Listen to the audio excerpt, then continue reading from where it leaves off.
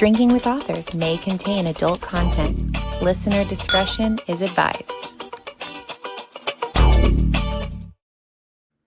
Welcome to Drinking with Authors. I am your host, Erica Lance. I am here today with the amazing Kate Jenkins and Morgan Moreau. Okay, so let's get what we're drinking out of the way so everybody can follow along. So I'm still addicted to my Flat Rock ciders. This one is a semi-tart blackberry, which is, if you knew anything about North Carolina, there are blackberries like everywhere. Like you can't walk 5 seconds without running into blackberry bushes. So it's pretty amazing. Okay, Kate, what are you drinking? I just got a margarita. Nothing too special. I love that. Okay, Morgan, what are you drinking? I got a rum and coke made with Pusser's rum, and I don't know if you know this about Pusser's rum, but it used to be the official rum of the British Navy during the age of piracy, and it was part of their rations they got every day. That's pretty cool. I would love to be a part of something that gives me rum as part of my rations every day. Can we That would be please great, somehow right? bring that back? Like you go into work, you get your desk, your cubicle, and rum every day. That needs to be added back in. So, okay, for the listening and viewing audience, let's talk, because I'm very lucky because you guys are co-authors on many, many, many books. So who wants to talk about what you guys write? Kate is the best at describing them, so I'll let her do it. Oh, volunteered as tribute. Make it happen. Okay, so I've got the elevator pitch down for the first series. Still working on the second series, but we've got 2 series currently. We have the Legends of Coralia, which include The Fractured City, Coming Rebellion, Hope and Ashes, and Mark Queen. It is a character-driven fantasy with romance and political intrigue about a queen trying to do everything she can to improve her kingdom while the nobles do everything they can to stop her. Awesome. And then the Visetra series takes place 30 years prior to the Legends of Coralia series. You do meet these characters in book 4, The Marked Queen, but Choice of a Duchess, Heart of a Duchess, and Resolve of a Duchess is basically about a Duchess, Sabine, whose kingdom is kind of fractured from the fact that there's Prince Louis and Prince Gregory, and she's pretty Gregor. She's pretty much in charge of picking who's in charge. One of them would really like to marry her off so she gets out of the way, so she has to hire a bodyguard. The bodyguard is tall, dark, brooding, and, well, I've been told stupid all the time. He's a himbo. And will she fall in love with him while doing what she can to save her kingdom? I love that. So I love how they're interchanged together. And isn't the next one in the Legends of Coralia, that's going to be put up for pre-order soon too, right? Yes. Mm-hmm. Super exciting, voracious writers. So I got to start with what got you guys together to do this? Morgan. Online in a role-playing game and Yahoo groups back in 2000-ish, and we never quit writing together. No. So, wow. You know. Yeah, it's been over 20 years. Wow. Yeah. We met each other for the first time in person in 2019, and PopCon, where we're appearing at the end of the month, will be the second time we've seen each other. Yep. That is actually so amazing. That really is, that you guys have created all these worlds. So, okay, the next question, of course, comes, what gave you these ideas? What gave you the idea for the Fractured City? Where did it start? So there's a lot of different inspiration. Part of it is like, these are the kinds of stories that I, as a media consumer, like to enjoy. Like, I love Ever After and The Princess Bride and Pirates of the Caribbean and, you know, all of the kinds of movies that are like that, where you have a lot of action, a little bit of magic, a lot of really great romance. So that's part of it. And we used to write in a game together way back in the day that had the premise of being in a kingdom that's going through political turmoil. And so, you know, this isn't a copy of that, but it was inspired by it for sure. And that's the Legends of Coralia series. The Visetra series is a based on a review that somebody left for the Fractured City right before it came out. Oh, wait a minute. I know that I've had a little bit of mine, not enough yet. So you wrote an entire series of books off of a review? Yep. Did. What the So hell there did are two. you say that you went, you know what we need to do? We need Okay. to write 3 books about this. So in the Fractured City, you meet all the characters, like Colette, our queen, and Orion, who is our grumpy elf mercenary. And they interact once, technically, towards the end. Like, they don't interact till the end of the book. But someone said that they thought that they had great chemistry and they couldn't wait to see where their romance went. Okay. This isn't really a spoiler. It was not meant to be. Yeah. This isn't really a spoiler, but that character becomes her brother figure. Okay, that's a whole different kind of book right there when that happens. Like, that you're not writing. So, no. Yeah. But we went, well, do they have chemistry? And we kind of started writing things, and then the characters went from being Colette and Orion to Sabine and Farron with different personalities and different things, and ta-da, fanfic. Well, it's amazing. So let's talk a little bit, because I don't talk a lot to a lot of co-authors on this podcast. So how do you guys do that? Like, how do you separate who's writing what, or how did the dynamics go for that? So, in general, we both have characters that we primarily write for. So I write primarily for Colette. She sometimes writes stuff for Colette, but I'm the primary voice for that. And so she has her characters that she primarily writes. And we write together both in Google Docs and in Discord. And we sort of blend it together and edit and blend it together some more. So it really becomes one cohesive piece. But sometimes you're taking like just joking around stuff and it suddenly is a chapter. It's like sometimes I'll send her a message and I'll put Laurent in front. Where's Colette? I want to see Colette today. And all of a sudden she puts Colette, I'm right here. What do you want? I missed you.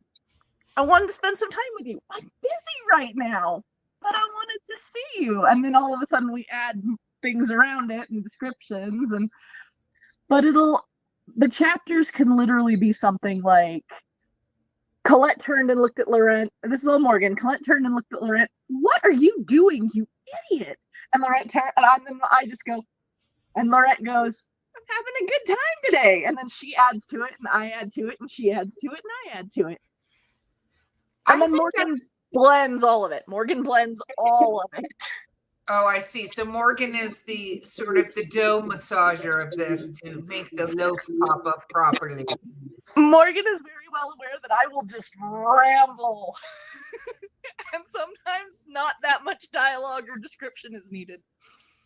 Wow. Well, I think it's amazing, especially because, like, I co-author a series with somebody else, but how we do it is a chapter on and chapter off, and they're from 2 POVs. And like when we wrote the book, the first one, we had a very different idea. We're in the middle of the second one, and the characters literally meet each other twice in the first book, and that was it. But it's their independent stories. But I was like, I don't know how I would have done this if it wasn't me doing it, him doing it, and then us figuring out how we had to like sort of tie parts together a little bit. So that's freaking amazing. I love that so much. So you guys are pretty prolific though. Look at all these books. Like, when did you first come out? When did you first get published? It was 23, wasn't it? Or 20? Yeah, it was late 23. November 10th of 2023 was when The Fractured City came out. Then we had Coming Rebellion in May of 24. Then we had Hope and Ashes on November 15th of 24. Marked Queen just came out May 10th. of this year, and these 3 come out August, September, and October, and they're all available to Arc Read right now. Wow. And then 5 comes out in December. Think so. And then we're hoping for 6 in May. And then depending on how it goes, we'll see how Winds goes. Or if we start talking to you about the 2nd season of Legends of Coralia. Or the books of the Citrus series that we're already talking about. Yeah, like originally when this all was conceived, Legends of Coralia was supposed to be a 3-book series, and then it became 6, and now we're writing 6, and we're like, we have this whole other idea. So now we're talking about Legends of Coralia as being like a TV show where you have seasons. So book 1 through 6 is season 1, basically. So far, we have a very basic premise for season 2, which all starts off with Orion kidnapping a kid. Okay. We'll see if it stays with that. And we don't know yet what the second one for this series will be, but it's probably going to continue off after the end of Legends of Coralia. You mean the end of season 1 of Legends of Coralia? Because apparently Legends of Coralia is not ending. It's just going on summer hiatus to bring back the next season. Volume 1, and then we'll move into volume 2. But we'll have what happens with the everyone from Pythias in another 3, hopefully just 3 books for etc. Not another 6-book series. But hey, for all we know, new characters we introduce in the Vicetra series could decide to run off with the plot like Laurent and Colette do sometimes. I think that's amazing, and it's got to be so much fun. So let's talk a little bit about fans, because you guys, because you're in separate locations in the country, right? You don't get to go together all the time, but you do separate events, right? Where you go to the events. What is your fan interaction on this stuff been like, though? We've gotten a lot of our fans on TikTok, and because there's distance between us, we do a lot of bits, basically. Like yesterday, I posted something where I was like, what it's like being my co-author, part 11 million, and it was me sending her messages going, make them kiss, make them kiss. Or I post what it's like being my friend and co-author. Hey, I'll get distracted, and all of a sudden you'll be in Victorian clothing and running off on a horse named Jim. I love that. So you talked about the reviews sparking this. So you read your reviews. Yeah, I mean, I don't see a reason not to. I'm somebody that values all reviews as long as they're honest, because I know not everything is everybody's cup of tea, and it's a review, and I appreciate somebody taking the time to read it and give feedback. No, that's true. I think it's, again, you can tell when it's not somebody's cup of tea and when somebody is being amazing and fell in love with it. So has anybody talked to you about characters that they fell in love with, and especially the littler ones? I mean, you talk about writing the first 3 because of these other characters. People are like, so what happened with them? But is that happening with other smaller characters within the series? I have had people say they really liked Sito. I'm saying her name wrong again. I know it. That's her name. Oh, good. Because I used to call her Sito by accident. I've had people say they really like Sito and Jaden. The Nereids in general seem to be very popular, but admittedly, it usually comes right back to Colette. Laurent gets a lot of love too, but we've been told that we took a very different take on the sassy lady who takes no shit taking back her throne. We've been told we take a very different route to that. And I will say, like, Laurent becomes a bigger character as the series goes on, but when we just had the first book out, he was a fan favorite because he was so impactful in the handful of scenes he was actually in. Yeah. He's the character that everybody else is really tense and angsty, and he doesn't have any fucking clue what's going on. He's just kind of there for the ride. He's like, I'm here. She's hot. Let's go. I love that, because sometimes I feel like people write so much into every character has to kind of somehow know what's going on with the plot. So I love the idea of somebody who's just like, it's cool. What are we doing? Like, yeah. And honestly, he does know what's going on. You just wouldn't know by the way he goes. He is an unreliable narrator at points, isn't he? He is, and he's supposed to be the muscle. He's not the planner. He's not the person that. He's the guy that walks in, looks hot, seduces the target, maybe kills him, maybe doesn't, gets the. They meet. We have a meet cute in book 1. A meet cute. This is our meet cute. He's running from someone's husband because he was sleeping with their wife, jumps the balcony and meets the queen. That's their meet cute. Like that's his character. Like sleeping with Lord Elric's wife, running from Lord Elric. Oh, look, balcony. Oh no, queen. And she doesn't scream. She doesn't like try to make him leave. And he's just completely baffled about what he's supposed to do as a result, because that's what anybody with any brains would do. So he calls her freckles and stares at her bountiful bosom. I love all of that because the movies that you mentioned that you loved, like you started saying stuff in little tiny pieces of them. I was like, look at how this is sewn together. I love that. One of the things, and we're going to have this as something we give away with our books and just generally give away while we're at PopCon. One of the things that he says to her, and it's because he wants her to talk to him, and this is how he gets her attention. This is how he tells her without telling her that he is in love with her, that she is the center of his world, and everything she has to say, no matter what it is the most important, is tell me something, which is a play on as you wish. And we're going to be giving away little things that you can put on your badge at PopCon. Oh my gosh. Like literally, if for no other reason, come to the booth and see you guys at PopCon because the swag is phenomenal. Phenomenal swag. We've also got, I've never been very delicate because Colette says that in book 1 because she is not delicate. Okay. Technically not delicate. So okay, so have you guys have cast this in your mind? You had to have cast this, right? Okay, so where are we going? Who's playing Colette? Gemma Arterton. Yeah.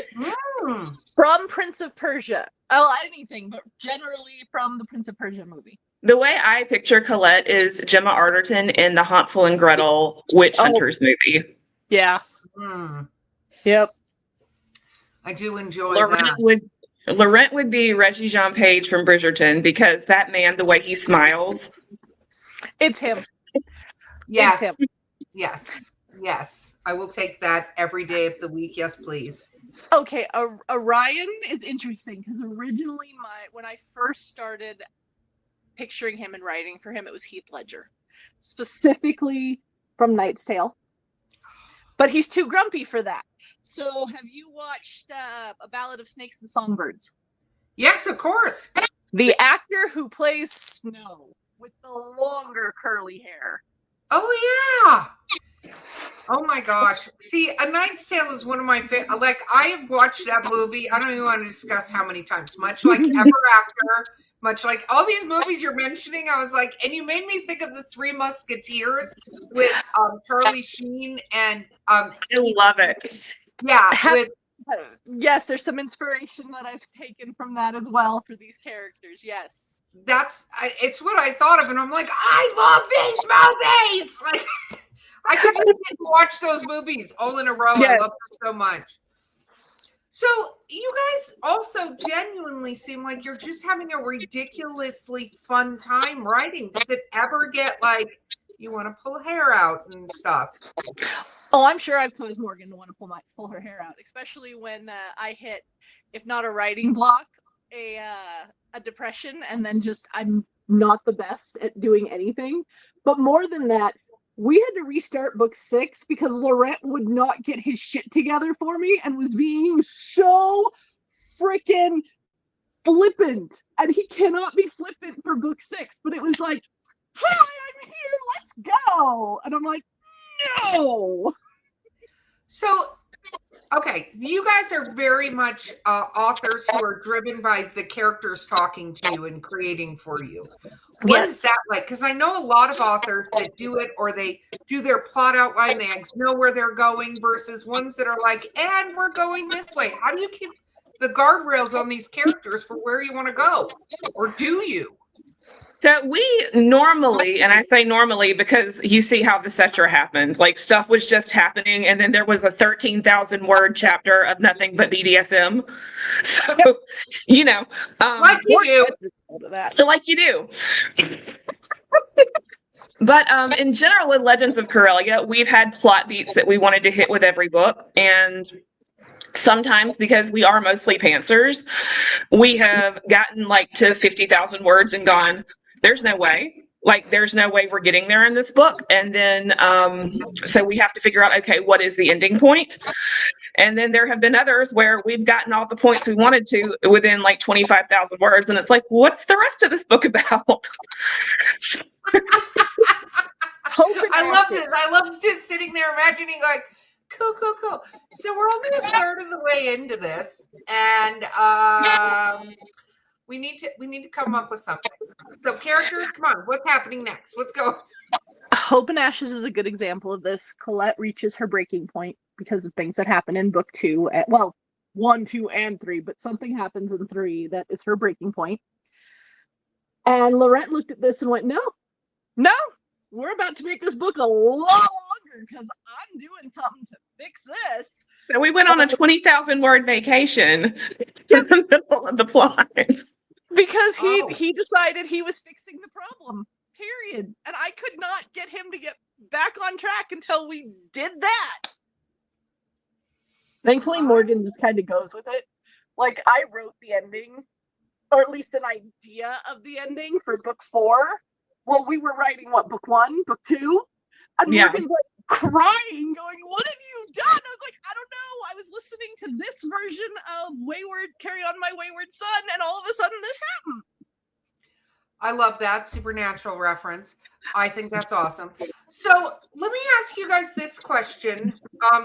When, a lot of authors struggle with marketing and social media and stuff like that, because I think authors sometimes don't realize they have to do marketing. You know what I mean? Like, gone are the days when you could sit in a cabin and type a book and your publisher would put it out there and the world would be like, there is a book, right? So what was that like? Because you talked about the Yahoo gaming groups. Were you guys just like, I already got this, I know what I'm doing? Or were you like, okay. Like, I'm just going to say, for marketing wise, Morgan makes the best graphics. She makes the most stunning, amazing graphics. She knows Canva better than pretty much anyone else I'm aware of. She makes things so pretty and so beautiful, and I love every graphic that Morgan makes. Period. The end. Like, you should use her to make graphics. Morgan, what about you? I had no idea what I was doing, and what I have spent a lot of time on social media is just seeing what other authors are doing and what's gaining traction. And what I found with marketing in general is that people want to know about your books, but they actually want to know about you, and they want to know about your characters more than the actual book. And so when you lean towards that, you tend to get more interaction. And I've also seen if like you make comments about controversial topics on threads, you get a lot of attention too, even on stuff later. So I think it also includes having to participate in the community. Mm-hmm. Oh, I think you have to. One of the things I think a lot of authors don't realize is you can't go, here's my book, here's my book, here's my book, here's my book, here's my book.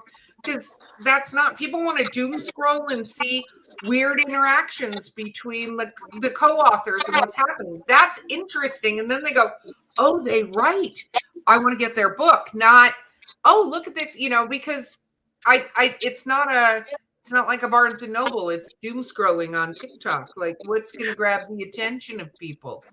Like the Grits War we did with Robbie, that had a ton of interaction and engagement because he was bringing in his audience, we were bringing in our audience, and then people are like, why are they fighting about grits, 6 videos deep? So they go looking.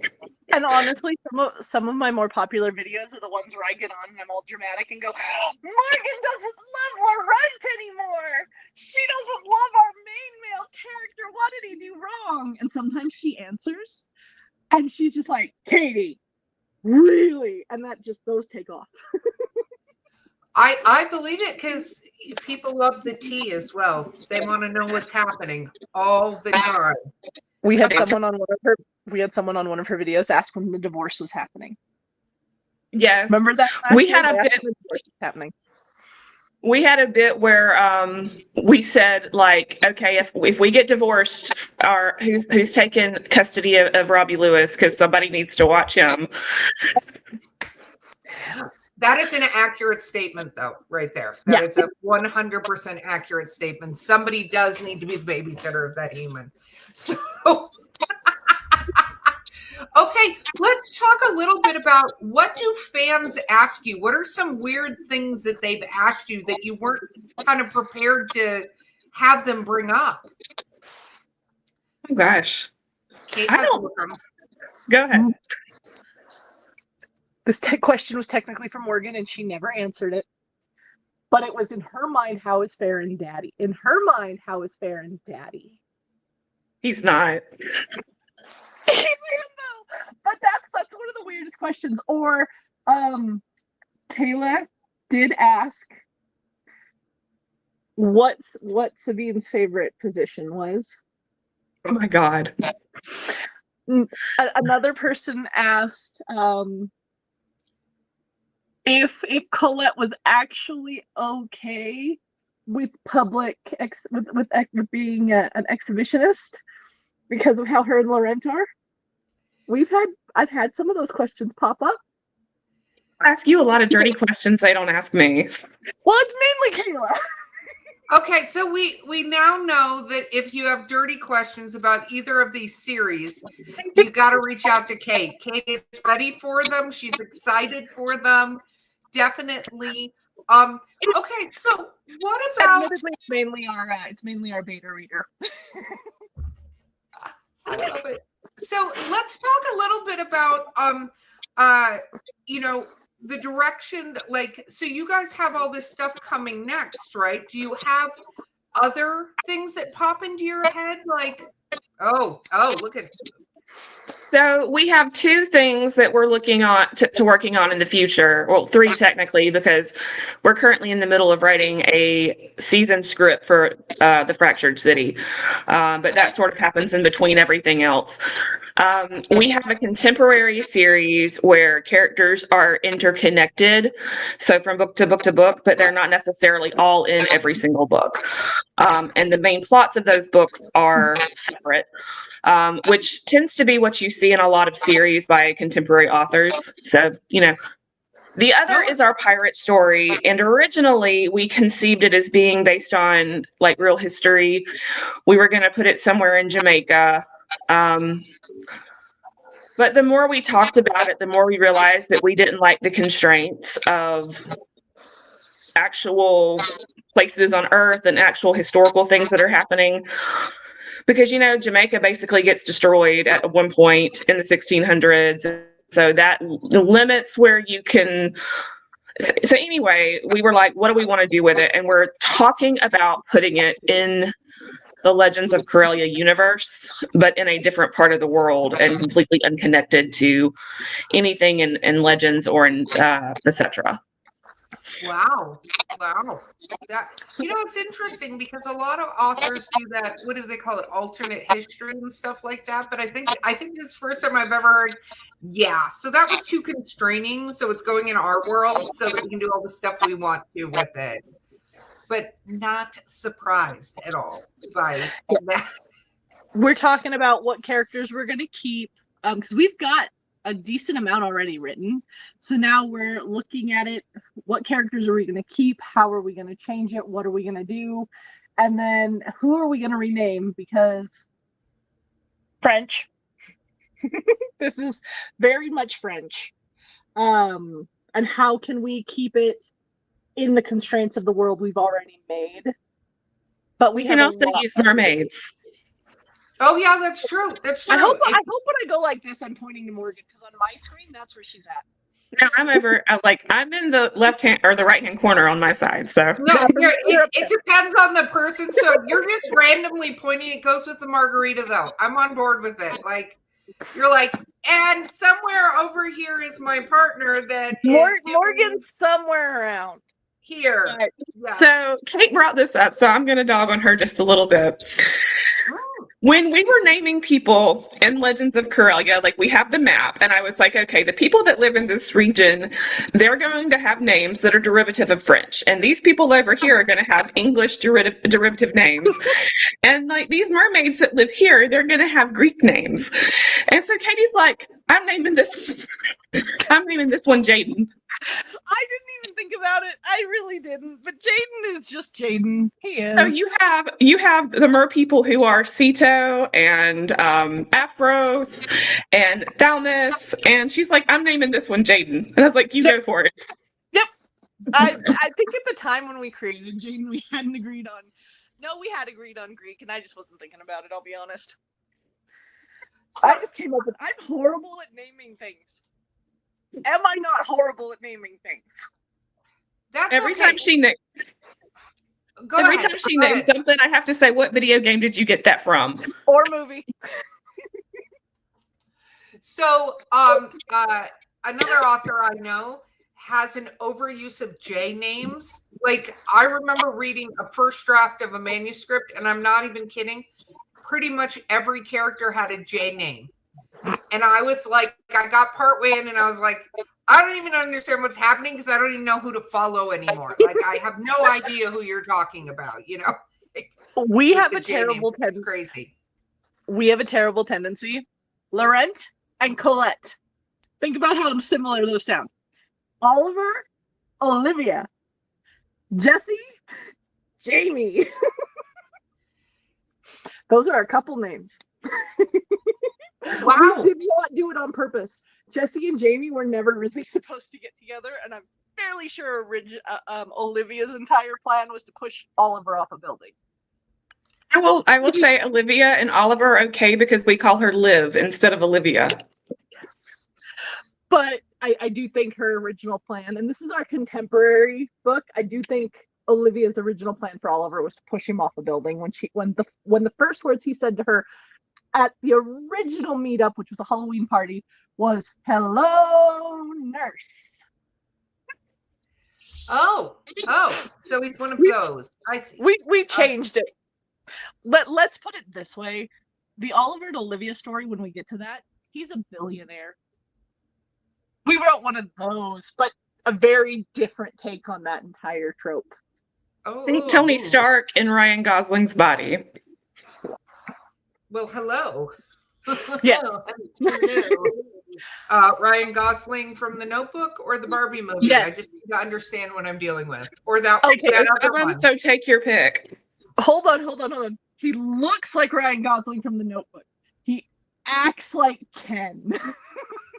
I love that. And he was in that one with Emily Blunt that I can't remember the name of it right now. And he was the Stuntman movie. Have you seen that? I love that movie. And let me be honest, this is where you're gonna love it. The Notebook. Think of those two characters. That's Oliver and Olivia. Those are our face picks. Well, Rachel McAdams is my wife. She doesn't know it, but she is. Yes. Well, Rachel McAdams is just the best. Her and Gemma are amazing. Wow. There was a blip. What just happened? Did you guys have a blip? I just had a blip. We did not. Okay, craziness blip. Okay. So I want to know what it was like when you two first met. I was weirder. We were at Disney World when we first met in person. Yes. And her mother had basically put together this whole big, extended family reunion. And so it was a bunch of Kates. It did not go well. It didn't. And we were in Epcot, I think, that first day. So we went over to the World Showcase. And I was like, you want to get some margaritas? So, Mexico in the World Showcase is like the first place going in on the left. So we got some margaritas and we took 2 sips. And there's this little alley between Norway and Mexico. And we sat there in that little alleyway getting increasingly drunker. And I remember I had a parasol with me. Yep. And I kept going, I can't put it down or I'll get a sunburn. Leave me alone. Yep. And I'm a lightweight. I'm such a lightweight. So it took me so much, like just several sips. And I have a crown, a tiara up there that I'm going to be bringing for Morgan to wear during the convention because it's totally hers, though she bought it for me. Bought that drunk too because while we're drinking, I was like, we need tiaras. Let's go to Germany and buy tiaras. And that's what we did. And we had a First great of all, I love that you could go do that. I drunk my way. My dad loves going to Epcot because he's like, let's go drink our way around Epcot. I'm like, I love that this is a family event. Let's go drink our way around Epcot. But I love that you can get drunk in Epcot and go, you know where we need to go? Finland. Let's go. Yes. I think I remember dragging Morgan over to the Japanese area to buy gummy snacks that were Mario shaped for my kid too. Mm-hmm. We did that too. We had the best time. We did. I'm sure that's so many years worth of friendship to like, I would almost think like a cosmic thing occurred there. Like some weird, happened. That's amazing. For PopCon, one of our plans, and I need to either book with the tattoo artist Morgan found, or I need to find out if there's a tattoo artist at the con, but we've decided we're going to get tattoos for our book. Oh, what are we getting tattoos of? The image I sent Morgan, which I think she liked, is it's a queen with a wolf. It's a silhouette of a queen and a wolf, and then the words, I'm hoping in cursive, tell me something. I love that. I think that's fantastic. That is amazing. I love that so much. Okay. So we have to wrap up here soon. Okay, so people can find you at PopCon. Just shameless self-promotion. Tell people all the things. I'm basically at Morgan Moreau Writes on everything. So your Threads, Insta, Blue Sky, Pink Sky, and TikTok. I'm basically at Kate Jenkins Writes at everything as well, though I mostly use Threads and TikTok because that's where I get the most interactions. And for anybody who wants to stop by and see us, we will have a copy of all of our books, including the Visetra series, which we approved with Chelsea, for pre-sale. These will not be available to get until, like I said, August, September, October, but we will have copies to sell at the convention, as well as adorable little swag. So please come and join the Grumpy Elf Club and get some swag because I think that's amazing. You'll be able to find Morgan and I because at least one day we'll be wearing these. Oh my gosh, I love that. It's Orion by the artist Alorville, and it says Grumpy Elf Club. Yep. I love this so much. Okay, so come out and see them at PopCon. It'll be the Kismet meeting of both of them again. And it's probably very rare. And I can actually, it's not probably, it is very rare. You can get both of them to sign and personalize your books because they're both there in the same place at the same time.